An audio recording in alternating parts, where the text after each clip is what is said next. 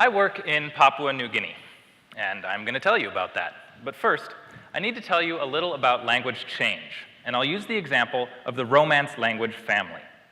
Every language family used to be one ancestor language. For Romance, that was Latin, and we know that Latin started in Rome, spread across Europe, changed, and became the Romance languages. We can see this because people wrote it down. And if you look at the manuscript tradition, you can see one stream of gradual changes that takes you all the way from Latin to French, or Spanish, or whatever. Okay, so in Europe, we've got manuscripts. But what if we didn't? Without manuscripts, linguists could still study the modern Romance languages, compare them, and reconstruct Latin from them. And that is what I am doing in Papua New Guinea. So, this is Papua New Guinea. This is Madang Province. These 9 languages are the Sogaram language family, and I'm reconstructing their Latin, Proto-Sogaram, which was spoken maybe 3,000 years ago. So how do you do that? Well, first, you got to describe the modern languages. And for 6 of these, no one had ever done that before. So I went out there. I did field work, and I figured out how these languages work. Then you can start to reconstruct. And I'll give you an example. Here's a cassowary.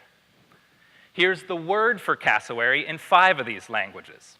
If you study enough sets like this and you understand phonetics and phonology, you can reconstruct the ancient Proto-Sogaram word for cassowary, which was muyam.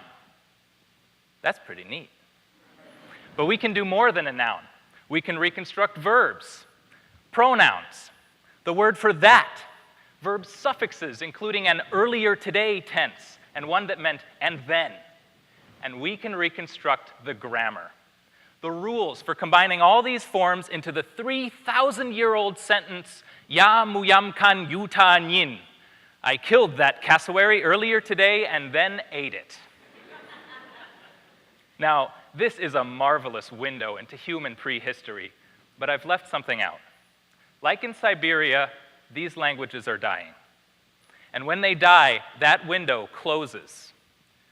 My documentation is working to prevent that. But more than a research tragedy, language death is a human tragedy.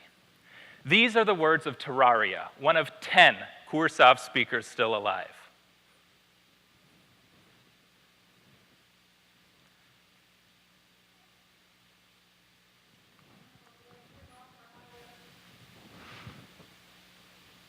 For Terraria, and for all of us, time is running out. Thank you.